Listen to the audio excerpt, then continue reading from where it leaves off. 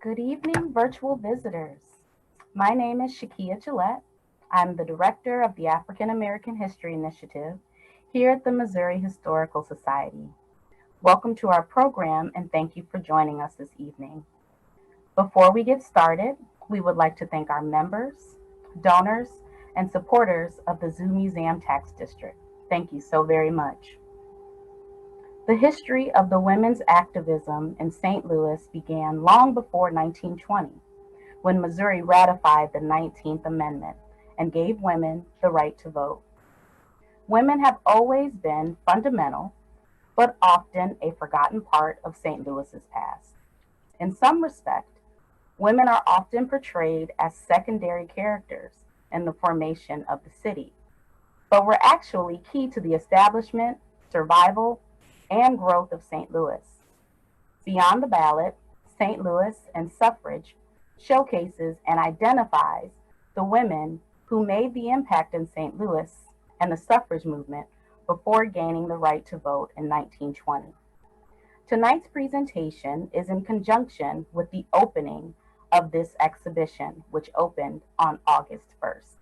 So if you haven't had a chance, we implore you, please come to the museum and check out the exhibit. Within the suffrage movement, Black women were often overlooked. At one point, the National American Women's Suffrage Association prevented Black women from attending their conventions. Black women often had to march separately from white women in suffrage parades. In addition, when Elizabeth Cady Stanton and Susan B. Anthony wrote the history of women's suffrage in the 1880s, they featured white suffragists while largely ignoring the contributions of African American suffragists. Honoring Black suffragists means first acknowledging how they were sidelined from the mainstream suffrage movement, whose leaders feared alienating white women and losing support in the South. That exclusion spurred the formation of separate organizations such as the National Association of Colored Women, which was founded in 1896 in the nation's capital. Prominent Black suffragists such as Mary Church Terrell led the group and also went on to help found the National Association for the Advancement of Colored People in 1909. Leaders like Terrell didn't ask for a place in the suffrage movement. They took their place. Much like Terrell, tonight's program focuses on the lives of two women who took their place in the local fight for women's suffrage.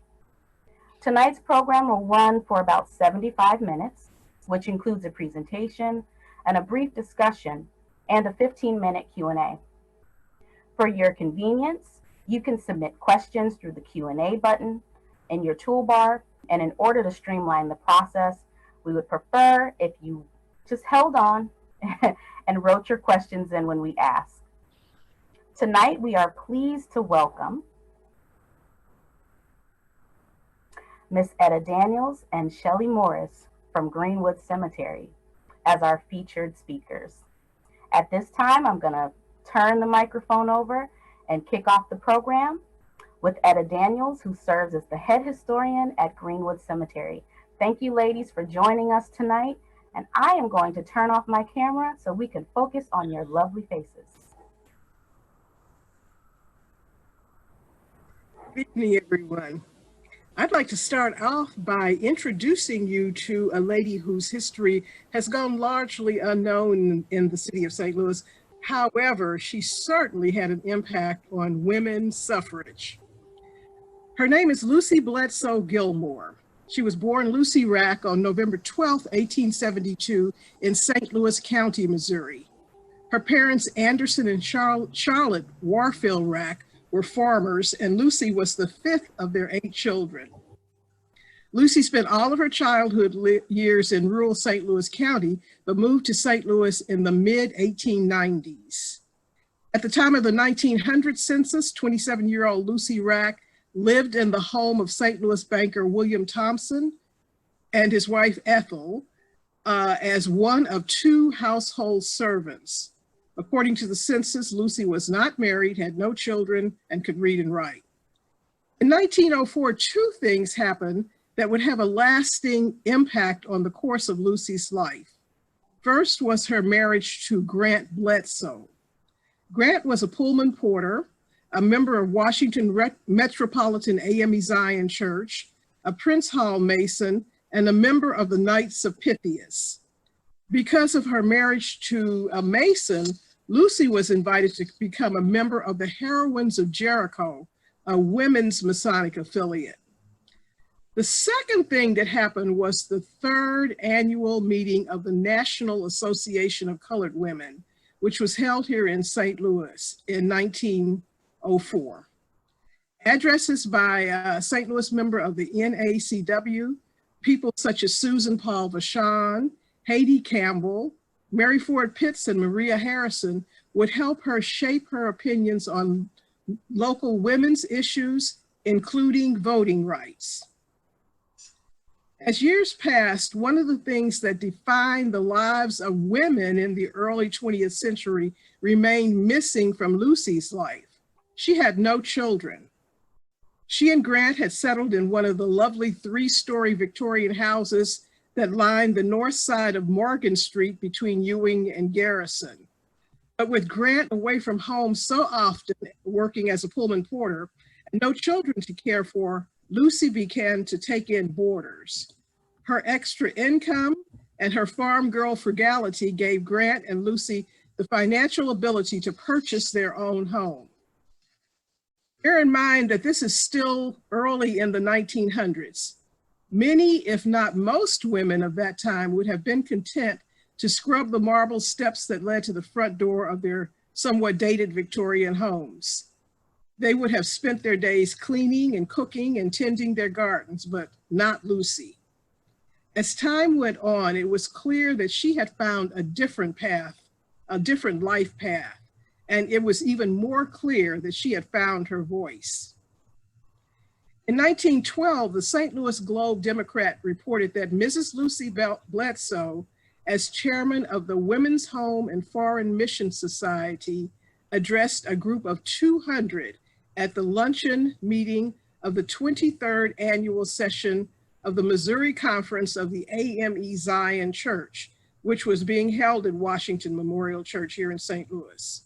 A second article revealed that she also delivered an address that evening to a larger group. Other speakers on the roster included the pastors of St. Paul AME, Union Memorial AME, Central Baptist Church, and the principal of Sumner High School. Lucy's conversion from country girl to city woman was well underway. Her church work would continue, and she would become a much requested speaker at the AME Zion Conference across the Midwestern states. But Lucy's growth and influence extended beyond her church. By 1918, she was most ancient matron, basically president, of Naomi Court number 49 of the Heroines in Jericho.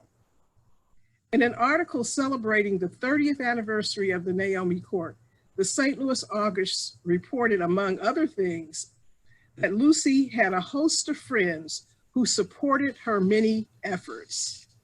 Next slide.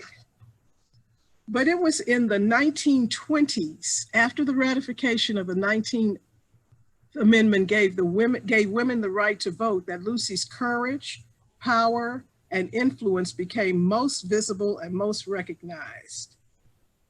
In 1921, Lucy joined a group called the Citizens Liberty League.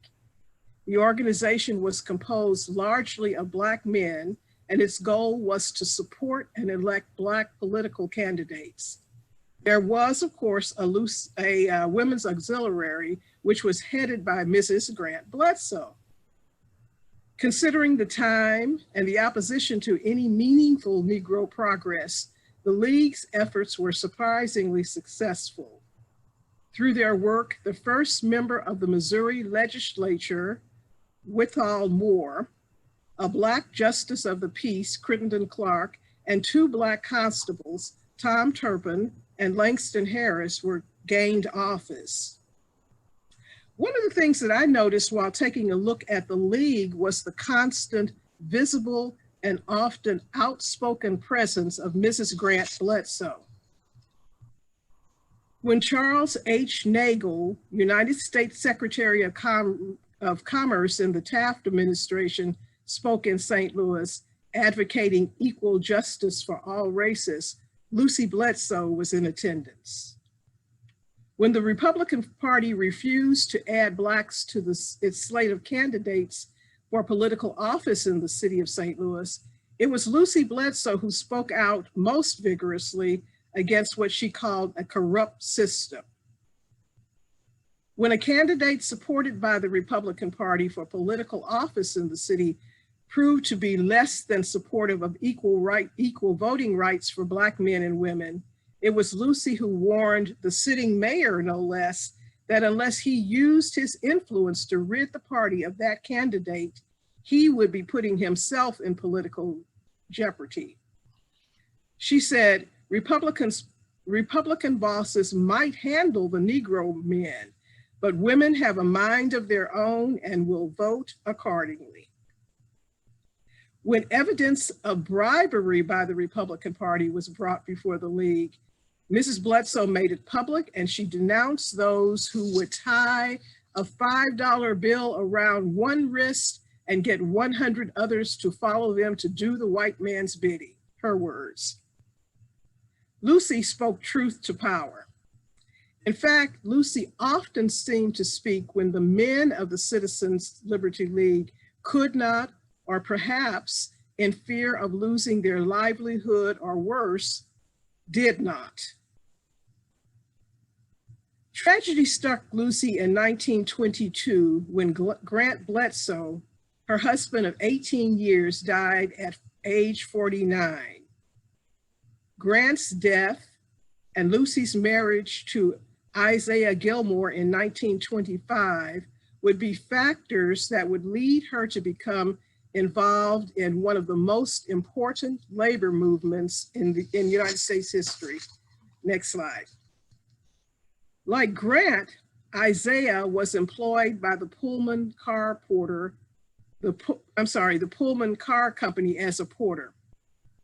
Lucy knew all too well the hardships of being a railroad man, the poor pay, the brutal working conditions, and the frequent forced absences from home and family. So when A. Philip Randolph came to St. Louis with the idea of establishing a branch of the Brotherhood of Sleeping Car Porters here in the city, Isaiah and Lucy were among its first members. It wasn't long before the name Lucy Bledsoe Gilmore was well known to the massive and powerful Pullman Company. Lucy frequently spoke at Brotherhood recruitment meetings, and her name was frequently reported to company officials. Her speaking style was called florid and inflammatory. It was said to appeal to the baser elements. Lucy's husband, Isaiah, was fired because he supported both his wife and the Brotherhood. Lucy's reply to the firing was this: if we never have another bite to eat, we will still fight for the Brotherhood. I am like a rubber ball. The harder you throw me, the higher I bounce. She asserted that the $72.50 that Pullman paid her husband each month was too little to be missed. But the firing not only angered her, it also increased the level of her rhetoric against the company. The Pullman Company called her an anarchist. Sound familiar, Hamilton fans? And of course, she was deemed ungrateful. But they could not deny the fact that her florid and inflammatory speeches inspired liberal donations to the Brotherhood's cause. The more the company attempted to retaliate against her, the more they attempted to disparage, belittle, or deny her, the deeper she plunged into the campaign of convincing men and women to join the union. And just as important, to vote for public officials who would not interfere with their rights of assembly. One Pullman employee who was tasked with the job of spying on the Brotherhood meetings reported to his superiors that Lucy Gilmore could do more to convince the Porters to join the Union than anything else that had ever been done. Lucy was appointed president of the St. Louis Women's Economic Council of the Brotherhood of Sleeping Car Porters and was nationally recognized for her efforts in not only helping to change working conditions, working hours, and pay of thousands of porters, but also in the establishment of the first Black, fully recognized union. Even through her 60s, Lucy Bledsoe Gilmore was not quite finished with her work. In 1931, she was appointed to the statewide Negro Economic Council by then Governor S.A. Baker. In 1932, she decided that she wanted to run for office on her own. She ran for and won a contentious and controversial election for the office of Republican Committeewoman representing the 23rd Ward. Lucy was not the candidate that the Republican Party had endorsed. After all, she had proven over and over again that she would not be controlled, and they really needed someone who would be a little bit more compliant and perhaps a little bit younger. So when the ballots were initially counted, they showed that her opponent had won by 5 votes.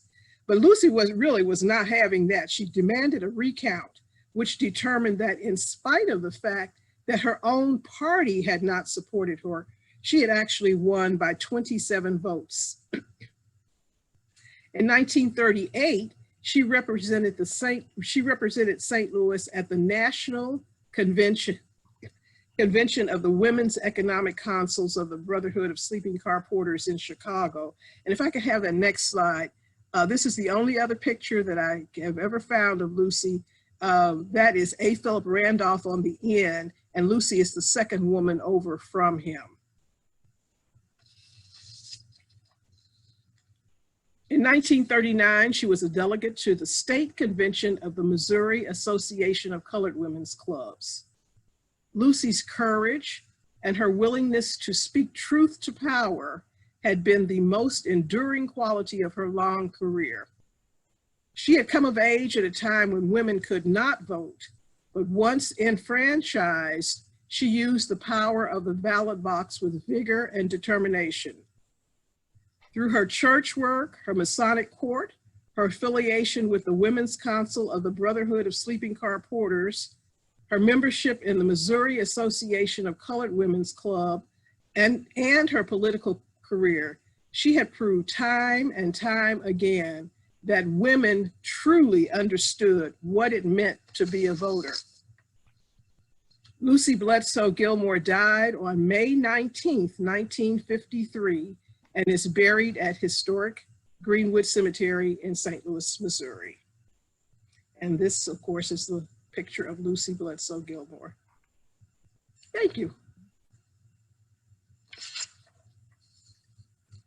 Well, my name is Shelley Morris, and I'm going to tell you about Victoria Clay Haley. Next slide, please. On January 23rd, 1921, in the St. Louis Post-Dispatch, a news article read, "Negro woman political leader sues for divorce." Victoria Clay Haley's husband had grown increasingly upset with her, which led to many arguments. As her prominence in public service increased, she was frequently out of town, and doing household chores was not at the top of her list, all the while her husband had to prepare his own meals. He was so frustrated, and he wanted his wife at home and tending to his needs.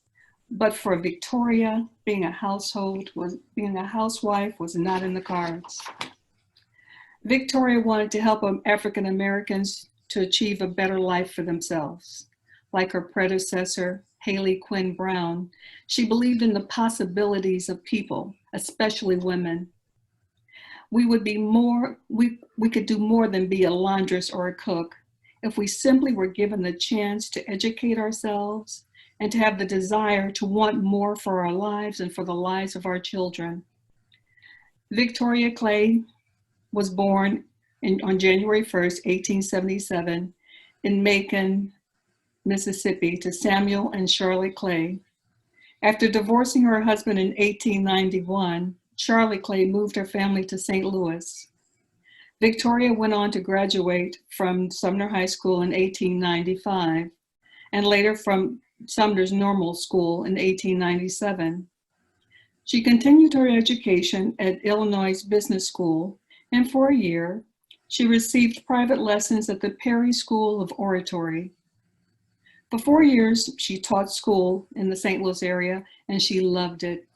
She saw how she could affect the lives of the children, teaching them about the world outside their neighborhoods. In 1904, she married James Haley. Due to the marriage bar, she was no longer permitted to teach. This was a very frustrating time for her, because to be so educated and then have to be forced to come home, that's not something any woman really would sit for.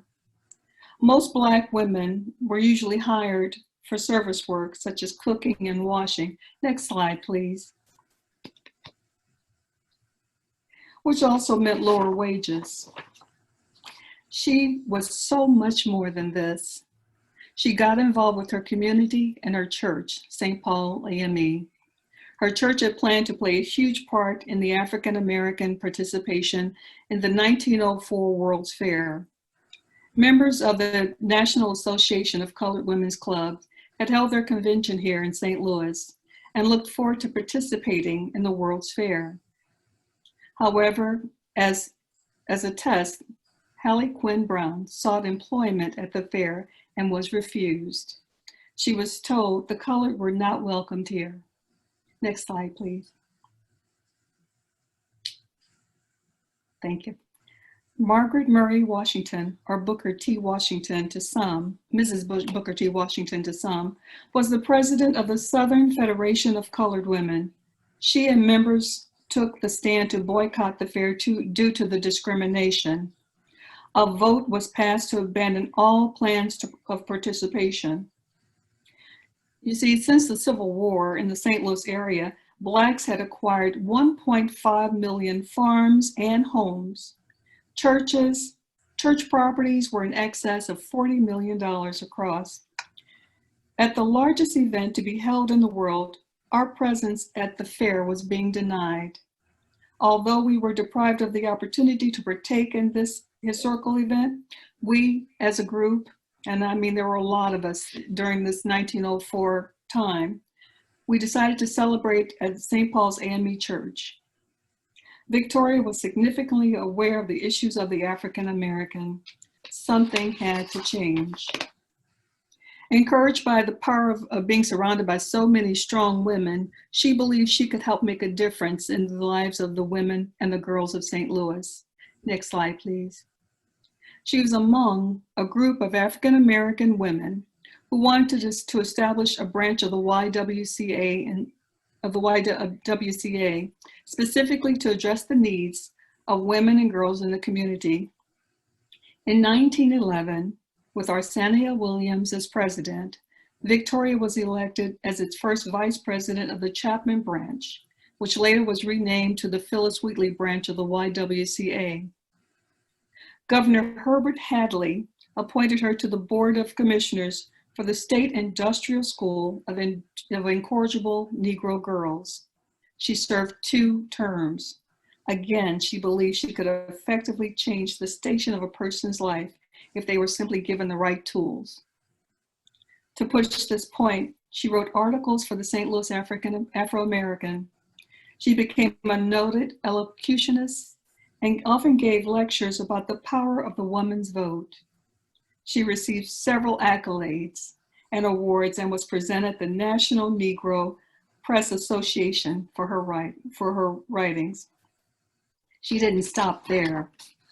In 1912, she served as chief of the St. Louis division of the Grand Fountain of the United Order of True Reformers. She was the, next slide please. She was the member of the Missouri chapter, Grand Chapter of the Eastern Star, Progressive Chapter number 26. And from 1914 to 1916, she served as its 12th Royal Grand Matron. In 1913, the Mississippi Valley Equal Suffrage Conference was held in St. Louis. Victoria, as the president of the Federated Colored Women's Club of St. Louis, attended the conference. This caused quite a stir. The hotel where the venue was held did not serve Black people, and the management and the Southern delegates wanted her to leave. Well, Victoria wasn't having it. She stayed put. She believed she and others like her had the right to be there. And she was defended by the conference leaders. She attended the same conference the following year, which was held in Des Moines, Iowa, and was asked to speak at the AMC church there. Mrs. Haley's subject, the emancipation of woman. It was enthusiastically received, and she was the belle of the ball. Victoria Clay Haley was an activist for women's rights during the suffrage movement. She became a member of the National Association of Colored Women's Clubs, serving on the executive committee of the Frederick Douglass Home, which was a historic preservation project for the NACW. In 1926, she was named chair of the National Headquarters Fund for the NACW, and she was charged with raising money for the national headquarters. Their motto, lifting as we climb. And as a close friend of Madam C.J. Walker, she was able to secure the endorsement of the NACW for Madam Walker's body of work. She worked alongside such brilliant women such as Mary McLeod Bethune, Mary Church Terrell, Ida B. Wells Barnett, and Hallie Quinn Brown. Next slide, please. Throughout her life, Victoria traveled around the country knowing there was strength in numbers. She encouraged women to organize clubs to address issues within their communities and to become knowledgeable about suffrage and the women's rights. In order to see change, we as women have the right to vote. We must have the right to vote. She was often honored for her commitment involving the improvement of the lives for the people. She became active with the Republican Party in St. Louis and was elected to represent the 12th Congressional District in the Women's Auxiliary Committee. By the demands of Negroes who asserted they cast 75% of the Republican votes in the district, they demanded representation. She served as Missouri's alternate delegate to the 1920 Republican National Convention. In 1921, she was the director of the Western District for the Republican National Committee's outreach to Black women voters.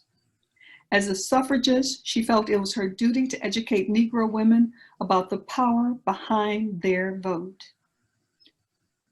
Next slide, please. By the time she had, and here you have women organizing. By the time she had divorced James Haley, she moved to Chicago, and in 1923, she married Milton Rowland and lived on Michigan Avenue. Next slide. And the next slide. She was studying law at the University of Chicago Extension Department.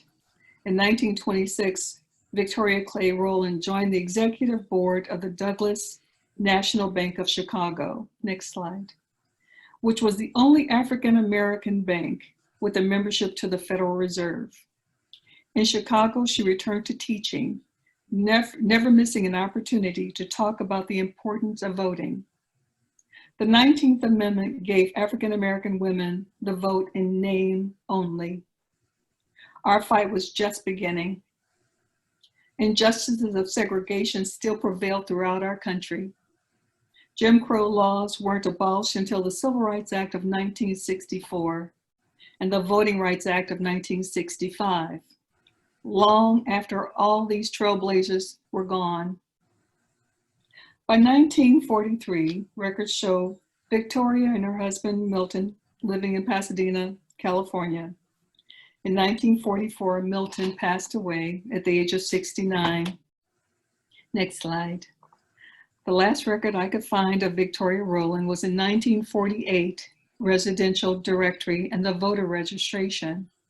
She lived on West 29th Street in Los Angeles, as you can see by the palm trees, and she was listed as a Republican. Clay Rowland dedicated her life to the women's suffrage and the civil rights movements. She went anywhere anyone would listen, and she called people to action. She was a force to be reckoned with and served as a role model to many, and even for many of us today. Next slide. Victoria Clay Haley Rowland. Next slide. No one knows at this time where she is buried, but I am still searching. Etta and I, for many years, have been involved with historic Greenwood Cemetery. Greenwood Cemetery was established in 1874, and it was one of only a few places that African Americans during post-Civil War could be buried. Over 50,000 people are buried in Greenwood, along with the likes of Lucy Bledsoe Gilmore, Lucy Delaney, Harriet Scott, Charlton Tandy, and these are just to name a few. There are so many stories at this historic cemetery. At this time, I'd like to bring in back our historian, Etta Daniels. I think we talked earlier about why we chose the women that we chose to talk about today. And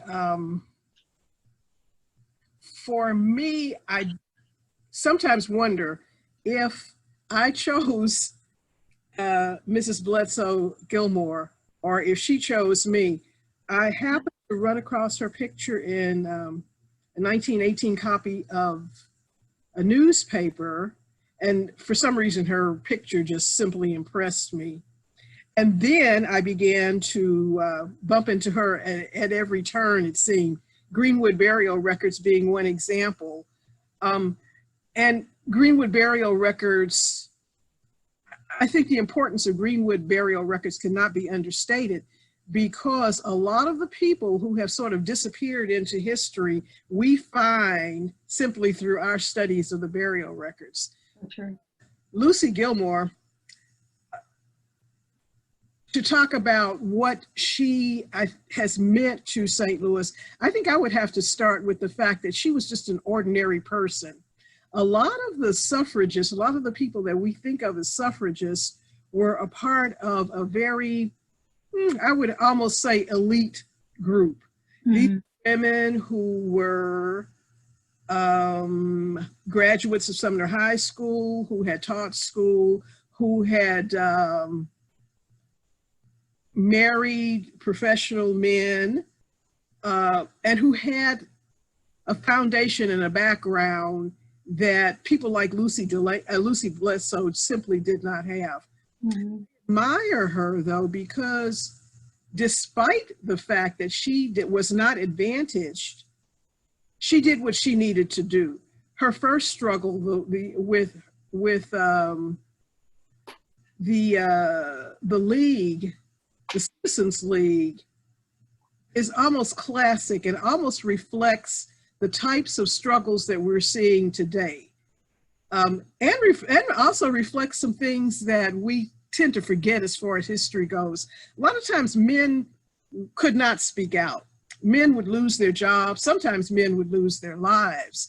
But Lucy stepped in. I think that Lucy was almost expected to play that role, but Lucy stepped in and said what a whole lot of people really would have wanted to say had they had the opportunity. She was fearless.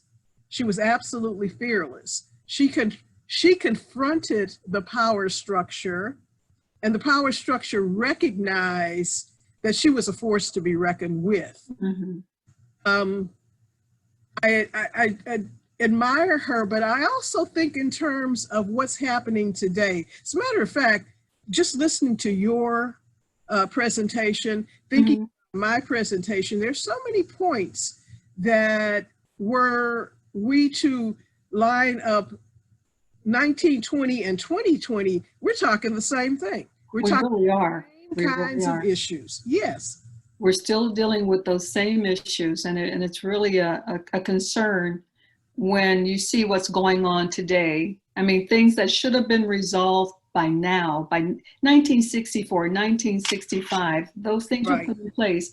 And here now they're watering down the civil rights bill, you know, and watering down issues that we supposedly had won.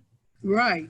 And doing it in ways that I had not expected. For example, watering down postal service so that we don't even have the opportunity to safely cast our votes by mail. The system did not work for us then. And it was people like Lucy Bledsoe Gilmore who pointed that out. And it almost seems as if the system is not working for us again. I was impressed with women, some of the women that we're sending to college now, such as Cori Bush, to Congress now, such as Cori Bush. Yes. Bush to me is 100-year-old younger example of Lucy Delaney. She speaks out, speaks her mind, but is it really necessary that we are in that place once again? What is it that we are going to need to do so that 100 years from now, we're not having the same discussion? Exactly. You know, and I agree with you. I do see the correlation between Cori Bush and Lucy. Things didn't always come out real pretty. You know, you could tell that she came from the rough side, you know, but she knows how to get her point across. And I think that she's going to be a good mover and shaker. She's going to be in their face when she gets to think so.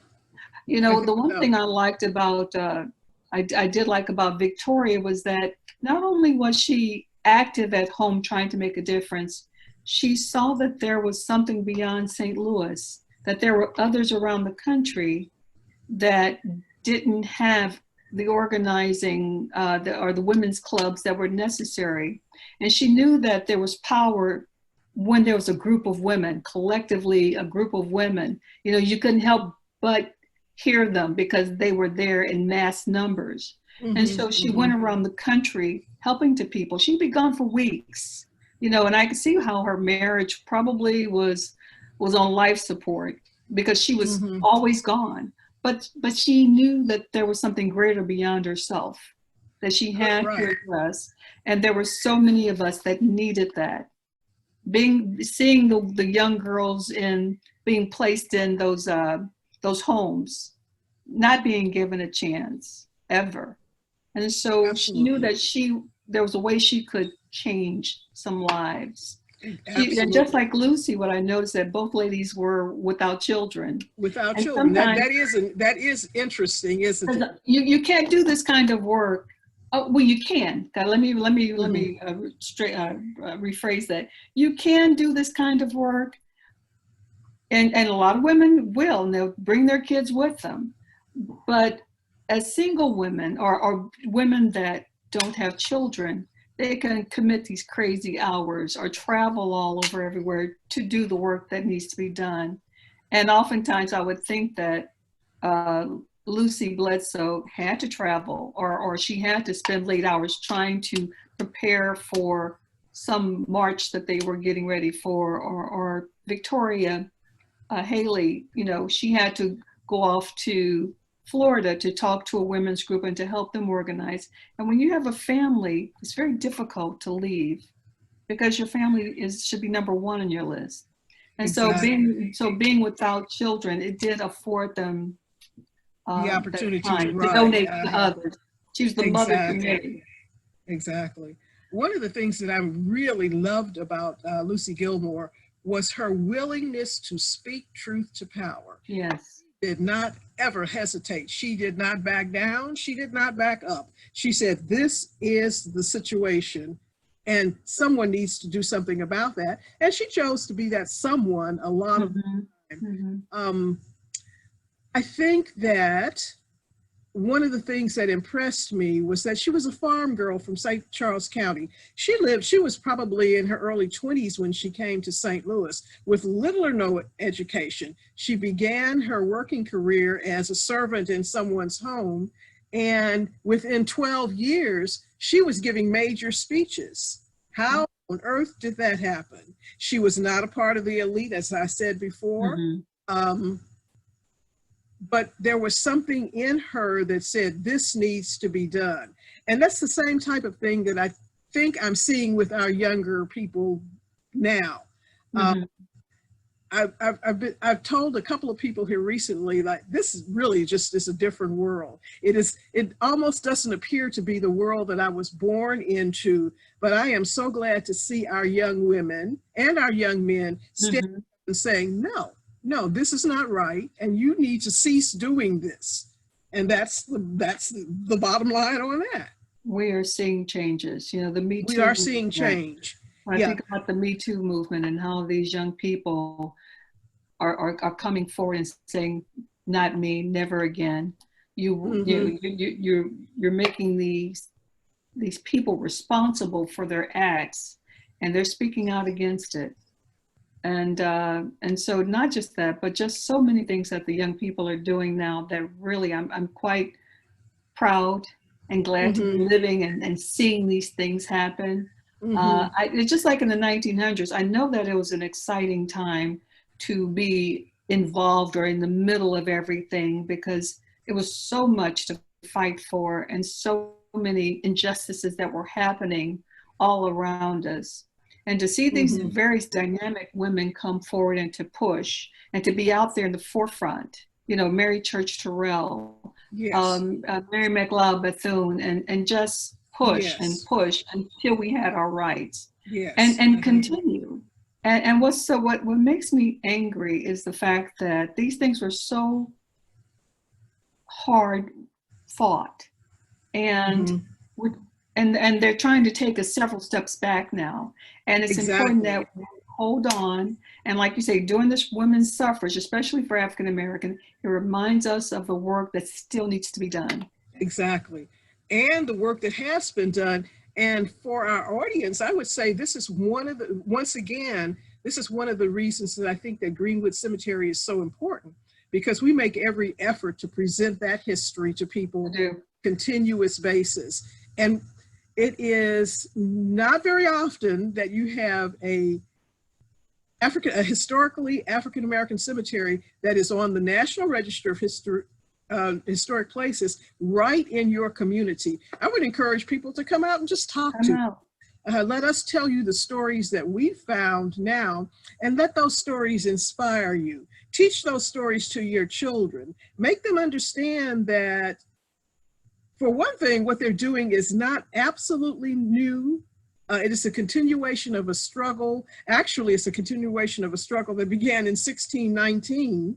And I think knowing some of those stories would help them to make some decisions on how they need to proceed, what they need to do to make all of this better for everyone. But it's for themselves and their children and future generations.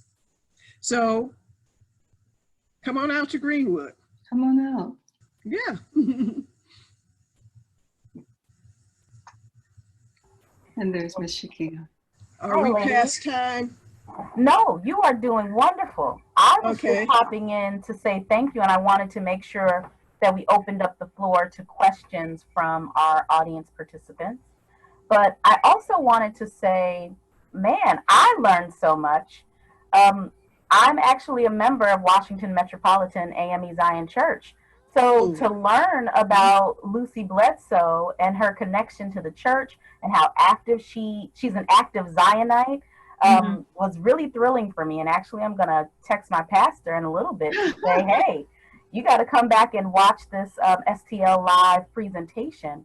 But what I also wanted to talk about a little bit, and we didn't really talk about the connection to the church and the importance of the church for both women, because we see, I believe, Victoria Clay, was it St. Paul? St. Paul, right? Yes. Yeah.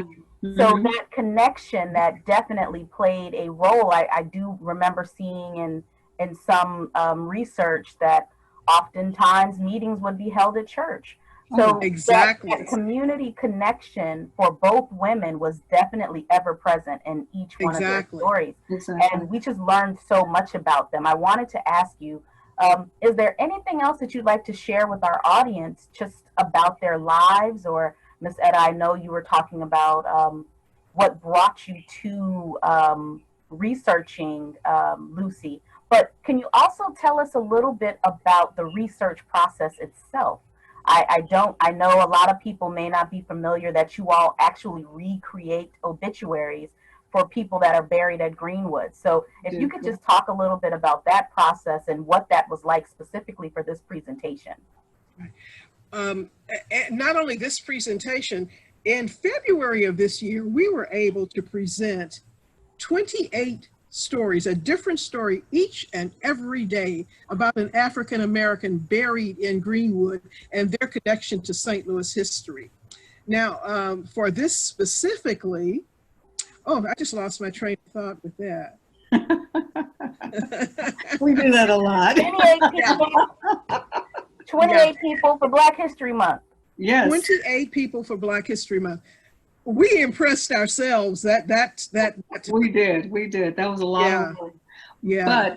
But it was quite popular though, and people, we got Mhm. such a positive response from so many people wanting us to give them more. You know, they wanted more about the stories, and it wasn't just always about someone that was well known. It may have been about Exactly. someone's dad, someone's mom who just meant so much to that person, and they want to tell their story. So we touched a lot of people when we shared those stories. But I tell you, it was a very, very popular thing. But from that, and I tell you, Etta has led the way on research. And I just sit in awe of this woman every day and the body of work that she has done and continues to do. And she so willingly shares it with me. So I definitely thank you so much. But she has put together some stories, and the research process that she has taken me through, I tell you, it's been phenomenal. We've gathered our records from past owners, but her research were initially, I think, and correct me if I'm wrong here, Etta, where when she was out there trying to help restore Greenwood, she come across an unusual headstone and she wondered about the story of that person, or it was something unusual about that headstone. And sure enough, one story led to another story, and then it just opened up to her, and she found so many wonderful people that had something to do with the history of St. Louis. Of St. Louis. Now that I Of think St. Louis. is what has impressed me the most. Um, you know, when you talk about African American history, a lot of times you don't talk about St. Louis. But as we dig, well, we're not really digging in Green, but as we take a look at the people buried there, we come across all kinds of pieces of information that have just sort of been glossed over, not reported, underreported. And I think that we need to make a bigger deal about the role that St. Louis played in American history. For example, talking today about the Brotherhood of Sleeping Car Porters, who would have known how important St. Louis was to the Brotherhood? Not only did we talk about Lucy, but one of the vice presidents of the Brotherhood of Sleeping Car Porters is from St. Louis and is buried at Greenwood. Nobody ever talks about those facts. So I think if nothing else, if we can elevate the history of our community, then we will have done our jobs. I think so too. And indeed, I think you all are doing a wonderful job. Every year we do our annual Emancipation Day program with you, and people talk about it throughout the year, and they look forward to it every year. So I just really want to thank both of you at this time. I don't see I don't see any questions, so hopefully we were able to answer those questions during this informal chat that we just had. And I also want to thank our audience for joining us this evening. And again, Miss Etta and Miss Shelley, phenomenal job. And like I said, I learned a great deal from your presentation, so I know that our participants did the same. I'm glad you're taking this back to your church. Washington Memorial has a phenomenal history in St. Louis. And perhaps this will encourage someone there to dig back into those records and bring out some factors. As a matter of fact, the entire Zionist movement is incredible in Missouri. And the fact that these two ladies were members of the church. In 1904, when the National Association of Colored Women, the meetings were held at the AME Zion churches. Yes. Yes. There had been a lot of discussion about the fiasco at the World's Fair, but the World's Fair was never the final location of that convention. It was the St. Louis community and the AME Zion churches. Wonderful. Well, it looks like we have a comment, and I just want to make sure. First, I am going to post a few things in the chat. I just posted the link to Greenwood. If you all want more information on Greenwood Cemetery, please check the link that I just posted. And Miss Pope said, this was a really great presentation. Thank you. How can I find information on the Black History Month project? Oh, wow. Well, actually, she can a couple of places. She can go to our website, and which you've got that posted. That is, www.greenwood St. Louis. I'm sorry, greenwoodstl.org. I was like, I got to remember myself, right? But also, too, we put a lot of information on our Facebook page, and people are welcome to look at that site as well. St. Louis Cemetery, St. Louis, Missouri. And a lot of times that's where we'll post a lot of our stories, and if we're volunteering or if we're out there working, we'll put a note or something like that. So we definitely encourage people to check that, check Facebook. And also we encourage people to share their stories with us. Please. We keep a lot of just little records. We keep lists of Pullman car porters. We keep lists of soldiers. We keep lists of ministers. And it's really, I don't think we'll ever tell the full story of St. Louis, or we cannot tell the full story of St. Louis without the people of St. Louis. Yeah. If Ms. Pope has somebody buried at Greenwood, tell us who that is. Tell us what that story is. And perhaps next year, we can tell that story. We can highlight it, yeah. History Month, yeah. That would be wonderful. That would be wonderful.